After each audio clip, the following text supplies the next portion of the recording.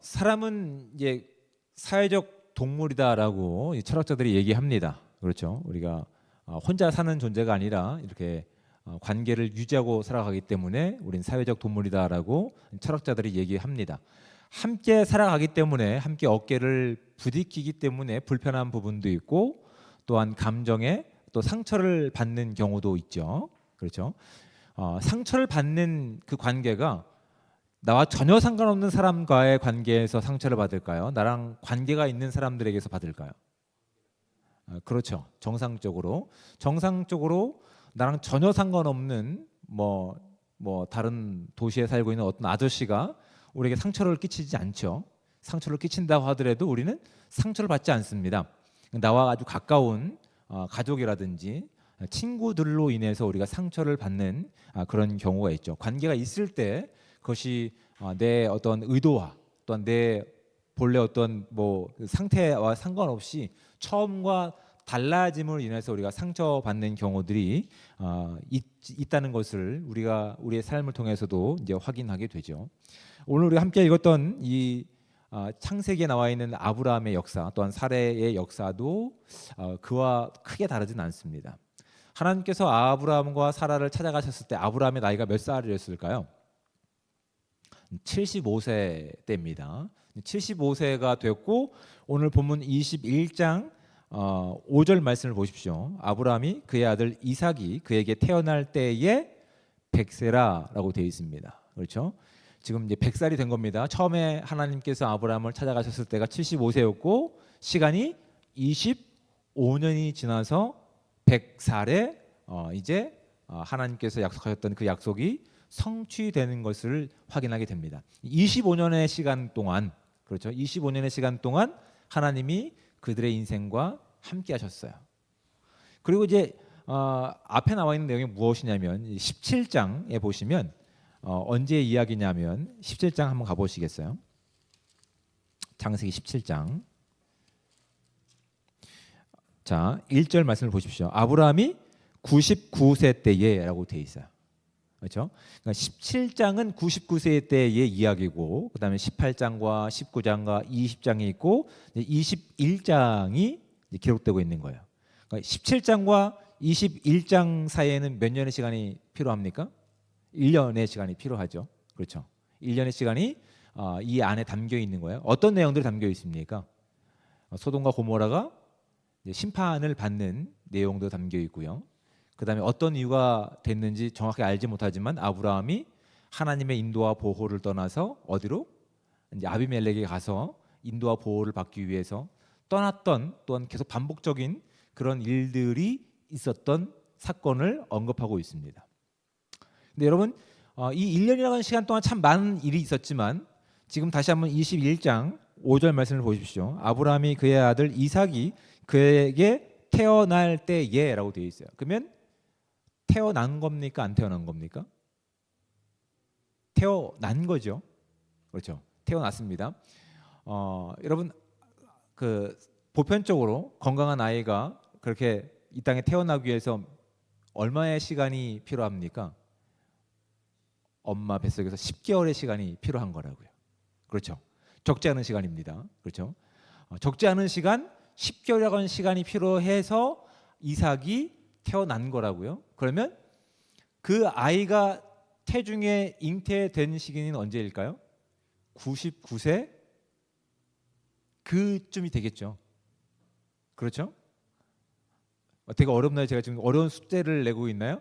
자, 다시 한번 21장 5절 말씀을 보십시오. 아브라함이 그의 아들 이삭이 그에게 태어날 때에 100세라. 만약에 100세가 되던 해에 1월부터 해가지고 10개월 뒤 10월 달에 태어났다고 한다면 말이 되죠. 그렇죠? 그런데 그럴 가능성도 있지만 99세의 어떠한 시기 중간에 이미 임신이 되어서 100세가 되던 때에 이삭이 태어날 수 있다는 사실을 우리는 이 성경의 기록을 통해서 어렵지 않게 확인할 수 있습니다. 근데 그 시간 가운데 어떤 일들이 있었다고요? 어떤 일들이? 소돔과 고모라가 멸망하고 어떤 이유가 되는지 모르겠지만 아브라함이 하나님의 인도와 보호의 그 손길을 떠나서 아비멜렉이 살던 지역으로 갔었다고 하는 부분이죠. 근데 거기서 어떻게 한 겁니까? 아내 사라를 어떻게 한 겁니까? 내 누이다라고 얘기를 한 거예요. 내 누이다. 그래서 그게 정략적인 결혼을 위해서 이 아비멜렉이 사례를 데려갔었다고요. 저 좀 이해가 안 되시니까 놀라지 않으시는데, 여러분 정상적으로 한다면 그 자기 아내가 만약에 임신하거나 임신 중에 있다고 한다면 이렇게 하면은 평생 꼬리표 달죠. 내가 큰 애를 임신했을 때 당신이 어떻게 나에게 이렇게 이제 이렇게 되는 겁니다. 쉽게 얘기해서. 그렇죠? 평생 꼬리표를 달 만한 서운한 일을 사실은 아브라함이 했었던 거예요. 근데 성경은 그런 부분에 대해서 언급하고 있지 않습니다. 그런 아브라함이 평생 책 잡힐 만한 일에 대해서는 언급하고 있지 않아요. 다만 21장 1절 말씀을 보십시오. 이렇게 시작됩니다. 여호와께서 말씀하신 대로 사라를 돌보셨고 여호와께서 말씀하신 대로 사라에게 행하셨느니라 라고 되어 있어요. 가장 가까워야 되는 남편인 아브라함은 자기 한번 살아보겠다고 아내를 어떻게 한 겁니까?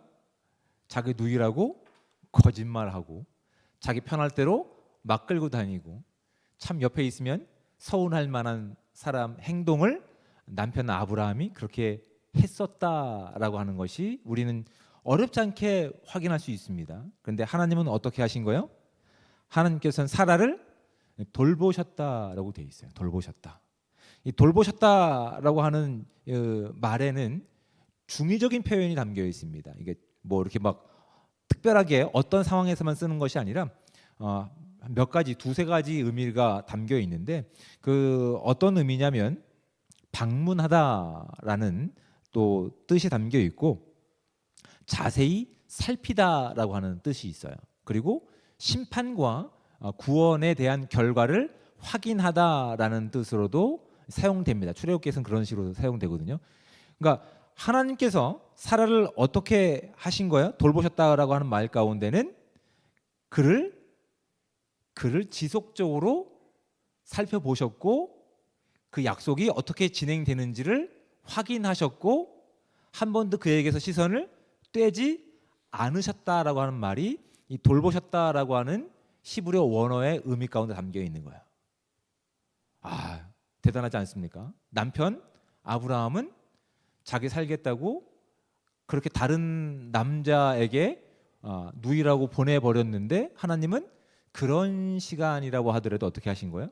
한 번도 사라에게 또한 아브라함에게 시선을 떼지 않으시고 약속하셨던 것을 기억하시고 늘 지켜보셨다고 하는 말씀이 여기 담겨 있는 거예요. 그래서 1절에 보면 어떻게 되냐면 여호와께서 말씀하신 대로, 뒤에도 보면 여호와께서 말씀하신 대로라고 하나님이 그들에게 약속하셨던 것, 말씀하셨던 것을 기억하시고 어떻게 그것을 이뤄가시는지를 돌보셨다라는 말씀 가운데 확인시키고 있는 거예요. 참 실망할 수밖에 없는 우리의 현실의 문제 가운데서 이 말씀을 우리가 붙잡으면 어떻게 될까요? 우리가 실망할 이유가 사라지는 거예요. 25년이라고 하는 시간은 결코 짧지 않은 시간입니다. 하나님의 약속이 25년 전에 주어졌었고 그 약속이 마치 성취되지 않을 것 같은 상황 가운데 있어요. 남편은 남편대로 자신을 사피로에 따라서 자기 누이라고 속이기도 하고 보내버리기도 하는 상황 가운데에서 참 하나님 이렇게 저희 가정 가운데 이런 일을 하실 수 있습니까? 라고 하소연할 만한 상황 가운데서 오히려 그 약속이 성취될 때 하나님 한 번도 그 시선을 그 두 사람에게서 떼지 않으시고 하나님의 약속하신 것을 잊어버리지 않으시고 하나하나 다 말씀하신 것을 계획하신 이루 내용 가운데 지금 성취하시고 계시다는 사실이 1절 말씀을 통해서 우리 가운데 확인하고 있다고요. 굉장히 큰 말씀을 우리가 여기서 확인하게 됩니다. 그러니까 여러분 우리가 왜 실망하고 왜 서운해하는 감정이 있을까요? 그 사람이 온전하지 않기 때문에 그렇죠. 그 약속이 처음과 다르기 때문에 그렇죠. 그 사람이 나를 대하는 태도가 이전과 다르기 때문에 그렇다고요. 이걸 통해서 우리가 확인하는 게 되는 것들은 우리가 사람을 어떻게 이해했다는 결론이 도달하게 됩니까? 그 사람을 너무 믿었다라고 하는 결론이 도달하는 거죠. 사람은 믿을 만한 존재가 아니라 서로 위로해야 될 존재라는 사실을 확인하게 된다고요. 오히려 우리가 믿을 수 있는 유일한 대상은 누구라고요?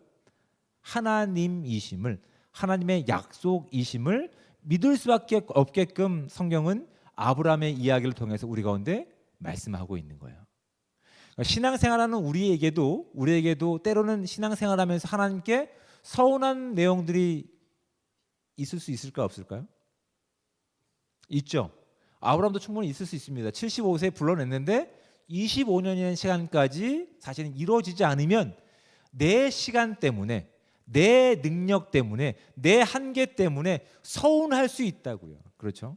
그런데 그건 내 기준에서의 서운함이라고요.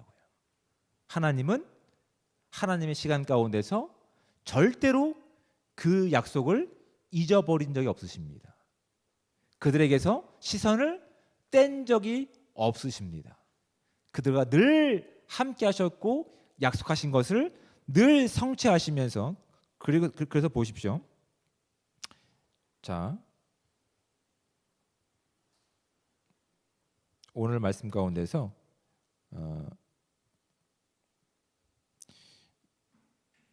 21장 1절에도 보면 말씀하신 대로라고 되어 있고 2절 말씀 보십시오. 사라가 임신하고 하나님이 말씀하신 시기가 되어, 하나님께서 말씀하신 때가 되어라고 되는 거라고. 이 하나님께서 약속하셨던 것은 이미 하나님께서 아브라함에게 말씀하셨고 사라에게 말씀하신 내용들의 근거를 가지고 지금 확신을 주고 계시는 거예요. 그런데 이 약속에 대해서 우리가 하나님께서 말씀하셨다 하더라도 내 기준과 내 어떤 감정을 가지고 이해하다 보면 하나님 어떻게 저한테 그러실 수 있습니까? 저에게 왜 그런 일로 그런 상황 가운데 보내실 수 있습니까? 라고 하나님께서 무엇을 하셨는지보다 내 감정에 의해서 하나님을 오해할 때가 있음을 아브라함을 통해서 확인하게 된다고요. 그렇죠? 그래서 우리가 이런 내용들을 통해서 기독교가 왜 그 구원을 이야기할 때 은혜라고 이야기하는지를 분명히 확인하게 됩니다. 은혜라고 하는 말의 의미가 무엇입니까? 선물이라고 하는 뜻입니다. 선물. 내가 무엇인가 자격을 갖추고 있거나 그래서 얻을 만한 내용을 갖추고 있으면 그건 선물이 아닙니다. 그거는 정당한 페이가 됩니다. 보상이 된다고요. 근데 기독교 복음에 대해서, 기독교의 기쁨의 소식에 대해서 이야기할 때 우리는 빠짐없이 이야기하는 게 무엇이냐면 은혜라고 하는 개념이라고요. 그건 우리가 그에 대한 정당한 자격을 갖추고 있어서가 아니라 하나님께서 약속하신 것을 아브라함과 사라에게 말씀하셨던 그 내용을 잊지 않고 기억하시고 늘 함께 하시며 시선을 동행하시다가 하나님의 때에 완성하시는 분은, 그것을 성취하시는 분이 하나님이시기에 기독교에 있어서 그 구원을 이야기할 때 빠짐없이 이야기하는 게 은혜라고 얘기하는 거라고요. 굉장히 중요한 내용이 여기 있는 겁니다. 하나님께서는 한 번도 그들에게서 시선을 떼지 않으시고 진정한 하나님의 약속이 어떻게 성취되는지를 그들의 시간 가운데서 확인시키시는 것이 누구냐면 이삭이라고요. 지금 아브라함의 실력과 능력으로 이삭이라고 하는 하나님의 약속을 그들이 얻을 수 있었을까요? 그들은 얻을 수 없었습니다. 그들은 늘 불평했고요. 생물학적으로도 이미 경수가 끊어졌다고 하는, 그러니까 지금 난자가 생산되지 않은 상황 가운데 있다고요. 그래서 지금 거의 본인들 입장에서는, 본인들의 시선에서는 불가능한 일입니다. 그런데 하나님께서 그들 가운데 하시겠다고 말씀하신 것이 하나님의 시간 가운데 성취되는 일을 그들이 지금 발견하고 있는 거예요. 그래서 이삭의 의미가 무엇이 된다고요? 웃다라는 뜻입니다. 웃게 하다라는 뜻이라고요. 처음에 하나님께서 그들 가운데 약속하셨을 때 하나님, 그 불가능한 일이라고요. 가능한 사람들에게 그 일을 시키십시오라고 이야기를 할 정도였다고요. 근데 하나님께서 그 웃음을 어떻게 바꾸십니까? 참, 하나님이 하신 거군요. 하나님이 결국 이 일을 완성하셨군요. 우리의 구원이 이와 같다고요. 우리가 하나님께 구원받을 만한, 하나님께 사랑받을 만한 조금이나마 온전함과 의로움이 있을까요? 아니요. 로마서 말씀 가운데 의인은 없다라고 얘기합니다. 한 사람도 없다고 얘기합니다. 그럼에도 불구하고 우리가 하나님의 자녀가 된 근본적인 이유가 어디 있습니까? 하나님께서 아브라함을 찾아가셔서 그에게 약속하신 것을 어떻게 이뤄내시고 완성하신지를 확인시키시면서 우리 가운데 그 기쁨의 소식을 기대하며 살아가기를 꿈꾸고 계시다는 사실이 지금 여기 담겨있는 아주 깊은 내용입니다. 우리가 의지해야 될 게 무엇입니까? 우리가 무엇을 성공했어가 아닙니다. 무엇을 잘했어가 아닙니다. 우리의 이렇게 부적절하고 온전하지 않은 상태에 있다 하더라도 하나님께서 하나님의 그 신실하심 가운데, 하나님의 그 믿음 가운데 우리를 완성해 가시겠구나. 그러니 우리는 우리의 시간 때문에, 우리의 능력 때문에 실망하거나 좌절할 이유가 없다고요. 왜냐하면 우리의 부족함을 가지고서도 하나님은 하나님의 약속하신 것을 완전히 이루실 우리의 하나님이시기 때문에 그렇습니다. 그래서 기독교의 신앙이 참 중요한 것이 무엇이냐면, 세상의 종교는 이런 겁니다. 내가 고행을 통해서, 참선을 통해서 내가 어떤 수준에 이르는 것을 목적합니다. 그렇죠? 그래서 마치 이런 것과 같다고요. 우리가 어린이 동산, 놀이동산에 가면 어떻게 한다고요? 어린이들이 내가 절대 부모님 손을 놓지 않을 거야 라고 스스로 다짐하는 것이 이 땅의 종교가 가지고 있는 어떤 시스템이라고요. 절대 놓치지 않을 거야. 참 좋은 마음이죠. 그렇죠? 근데 그 많은 놀이공원에서 자주 들리는 멘트가 뭐라고요? 아무개 동네에서 온 아무개 어머니, 누가 지금 어린이 보호소에 있으니까 꼭 데려가시라고. 내가 할 수 있을 것이다, 놓지 않을 것이다 라고 하는 믿음을 가지고, 확신을 가지고 부모 손을 잡았지만 어느새 주변 상황 가운데, 주변 호기심 가운데 놓쳐버린 내 손을 어린이 공원에서 쉽지 않게 발견하게 된다. 그런데 기독교의 신앙, 복음은, 기쁨의 소식은 무엇이라고요? 우리는 때때로 하나님의 손을 놓으려고 한다고요. 하나님 너무 땀나요. 너무 아파요. 왜 이렇게 험한 길로 가십니까? 그런데 하나님께서 우리 손을 붙잡고 절대 놓치지 않겠다고 약속하신 그 약속이 우리 가운데 있는 거예요. 비록 그래서 하나님과 함께 걷는 길이 때로는 고단한 길일 수도 있어요. 때로는 땀나고 때로는 팔이 아픈 길일 수 있어요. 하지만 하나님이 약속하신 그 손은 절대 놓치지 않기 때문에 하나님이 약속하신 그것까지 우리는 안전하고 무사하게 도달할 수 있다는 사실이 기독교의 복음이 가지고 있는 아주 중요한 부분이라고요. 하나님은 오늘도 저와 여러분들을 놓치지 않고 인도하시며 하나님이 원하는 수준으로 만들어 가실 하나님이심을 믿음으로 고백할 수 있는 저와 여러분들 되시기를, 우리가 믿음으로 고백할 수 있기를 원합니다. 하나님께서는 그래서 그들 가운데, 그들의 인생 가운데 무엇을 확인시키신 겁니까? 그들의 불가능인 거예요. 이삭을 만들어내신 거예요. 이삭이 태어나게끔 만들어내신 거라고요. 여러분, 이삭이 결과물이 아닙니다. 이삭이 어떤 신앙의 최종 목적이 아닙니다. 이삭도 하나의 과정 중에 하나입니다. 그러니까 하나님 없이는 불가능한 결과물들이라고요. 그러니까 저와 여러분의 인생 가운데서 하나님 없이는 불가능한 일들이 무엇이 있을까요? 한번 생각해 보시기 바랍니다. 하나님 없이 불가능한 일, 설마 결혼이라고 생각하시는 분은 안 계시겠죠? 별로 관심이 없으시군요. 뭐 그런 건 뭐 둘째치고라도 결혼도 마찬가지, 하나님의 인도함 없이 불가능한 겁니다. 우리의 건강은, 우리가 누군가를 사랑하는 것은, 누군가를 용서하는 것은, 누군가에게 선행을 베푸는 것은 우리가 하나님 없이 할 수 있다고 생각하십니까? 아니요, 그렇지 못하다고요. 흉내는 낼 수 있다고요. 흉내는 낼 수 있지만 얼마 시간이 지나지 않아서 우리는 곧바로 실망하고 좌절하고 서운함을 느낀다고요. 원인을 나에게 찾으니까. 내가 이렇게 해줬는데 처음에 우리 이렇지 않았잖아 라고 얘기한다고요. 결국 그 관계는 오래 지속될 수가 없다고요. 근데 하나님께서 이삭이라고 하는 하나님의 약속의 그 결과가 어떻게 이루어지는지를 확인시키는 우리의 인생 가운데서는 우리가 만들 수 없는 것들이죠. 그것이 갈라디아서의 말씀 가운데 5장 갈라디아 5장 20절 이후에 나와 있는 말씀 가운데 어떻게 되어 있냐면 성령의 열매들인 거라고요. 사랑과 희락과 화평과 온유와 자비와 절제.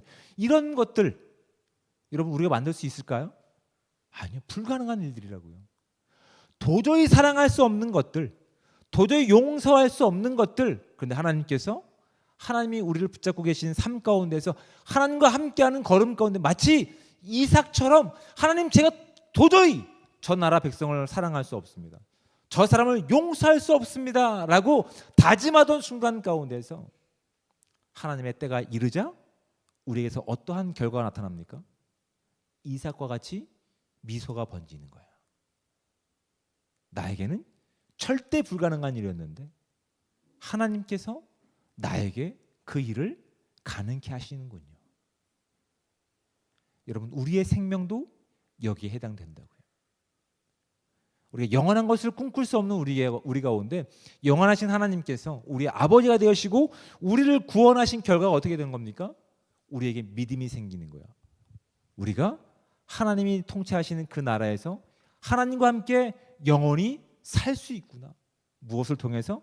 우리의 시간 가운데 이삭과 같은 어떤 하나의 징표들을 통해서 할례와 같은 징표들을 통해서 확인하는 것들이라고요. 하나님이 저와 여러분의 인생 가운데 함께 하시기 때문에 우리가 할 수 없는 결과들이 있지 않습니까? 그런 결과들 가운데 하나님께서 우리를 어떻게 만들어 가신다고요? 영원하신 하나님의 나라에서 영원하신 하나님과 함께하는 삶을 기대하며 나갈 수 있는 그 구원의 기쁨을 살아갈 수 있는 은혜를 주신다고요. 감동들이 없으시다니까 이렇게 얘기해도 여러분 이게 그런 거라고. 우리가 너무 이 땅에서의 삶 가운데 익숙하고 우리가 가지고 있는 열심 가운데 익숙하다 보니 우리가 우리의 드리는 예배에서도 무엇을 확인하는 겁니까? 나의 감정과 나의 기쁨과 나의 어떤 그런 것들의 확인을 준다고요.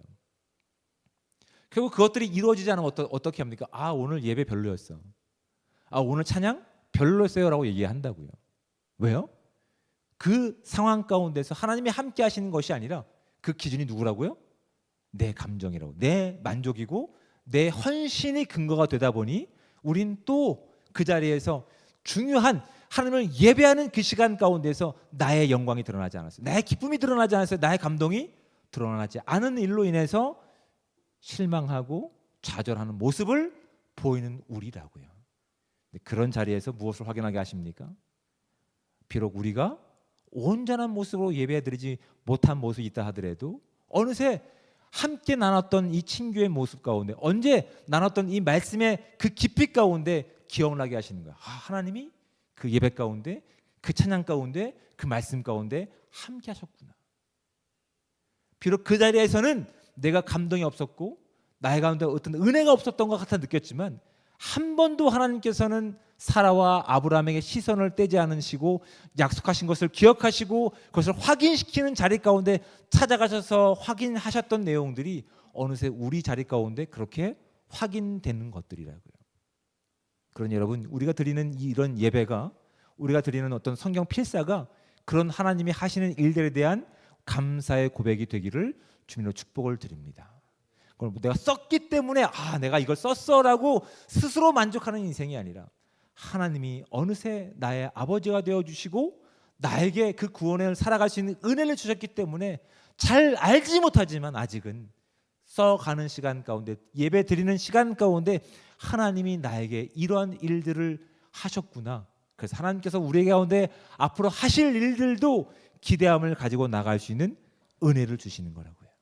그래서 기독교의 복음을 우리는 은혜를 떠나서는 설명할 수 없는 내용들이 된다고요. 하나님께서는 아브라함과 사라에게 그렇게 약속하신 거예요. 내가 내년 이맘쯤에 다시 와서 너희가 도저히 불가능한 일을 내가 이루겠다. 그 결과가 이삭이라고요. 웃게 만드시는 겁니다. 시간이 지나고 났을 때 비로소 그 긴 시간이 지나고 났을 때 돌아보니 비로소 우리가 이야기하는 것이 무엇입니까? 은혜라고 얘기하는 거예요.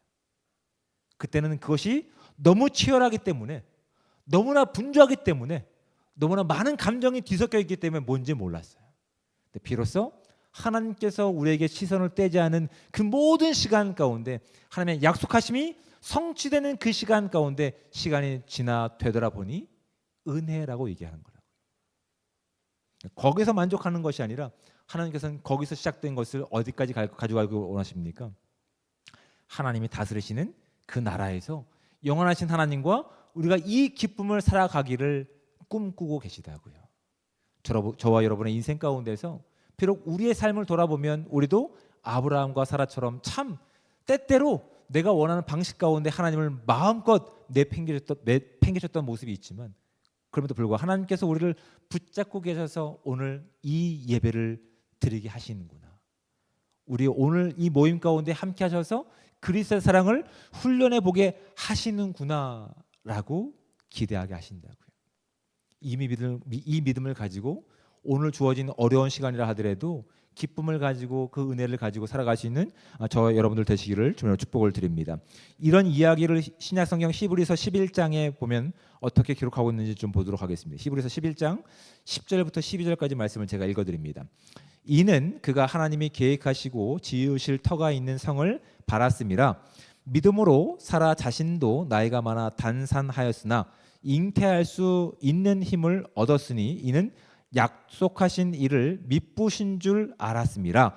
뭐라고 말씀하시냐면 약속하신 이가 그것을 이루실 것에 대한 것을 기쁨으로 알았음이라는 뜻입니다. 미쁘셨다는 뜻은 이러므로 죽은 자와 같은 한 사람으로 말미암아 하늘의 허다한 별과 또 해변의 무수한 모래와 같이 많은 후손이 생육하였느니라. 아멘. 하나님께서 마치 죽은 자와 같던, 꿈꿀 수 없었던 자와 같던 아브라함과 사라에게 찾아가셔서 영원하신 하나님의 꿈을 그들 가운데 확인시켜 주십니다. 그리고 그 인생 가운데 개입하셔서 너무나 많은 확인들을 주십니다. 할례라든지 이름을 바꾸시는 내용이라든지 또한 재산을 많이 부여 주시는 것이라든지 또한 오늘 이렇게 이삭이 태어나는 이 모든 일들이 여기 다 해당되는 것들이라고요. 돌이켜보니까 하나님이 하신 놀라운 은혜들이 우리 인생 가운데 있는 겁니다. 우리의 인생 가운데 늘 험난하고 고단한 인생 가운데 있지만 그 가운데 하나님이 함께 하시기에 어느새 우리의 삶 가운데는 그런 훈장들이 있는 겁니다. 그런 상처들이 있는 겁니다. 하나님과 함께 이 사망이 주도하는 세상 가운데 우리는 생명을 가지고 그 은혜를 살아갔던 존재라는 어떤 능력들이 있는 거예요. 그런 흔적들을 남길 수 있는 저와 여러분들 되셔야 됩니다. 그런 자리가 이런 예배 자리가 되기 원합니다.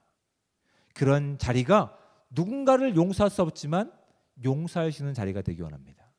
그런 자리가 누군가를 사랑할 수 없지만 하나님의 은혜로 사랑할 수 있는 저와 여러분들 되시기를 주님의 축복을 드립니다. 그 당시엔 도저히 용서할 수 없습니다. 근데 어느새 하나님이 함께 하시는 시간 가운데서 우리의 지경이 넓어지는 거예요. 그 전에 누구를 먼저 바꾸실까요? 우리를 바꾸신다고. 그 하나님이 우리와 함께 하심을 가지고 우리의 인생이 맺을 수 없는, 확인할 수 없는 성령의 열매들, 사랑과 희락과 화평과 온유와 자비와 절제와 오래 참 같은 열매들이 맺혀지는 거라고요. 하나님께서 함께 하시니까 이것들이 어느새 하나님과 함께하는 삶 가운데 그렇게 우리의 시간을 통해 이 땅 가운데 흘러갈 때 아브라함에게 약속하셨던 민족의 또한 모든 열방의 조상이 되는 그 믿음의 유산이 오늘날 저와 여러분들의 유산이 될 줄 믿습니다. 오늘 주어진 시간 가운데서 우리가 가지고 있는 확신을 가지고 가는 것이 아니라, 우리가 가지고 있는 믿음의 어떤 모습을 가지고 있는 것이 아니라 하나님이 함께 하시기에 기쁨으로 참여할 수 있는 이 예배가 되기 원합니다. 함께 하시기에 기쁨으로 참여할 수 있는 용서가 되기 원합니다.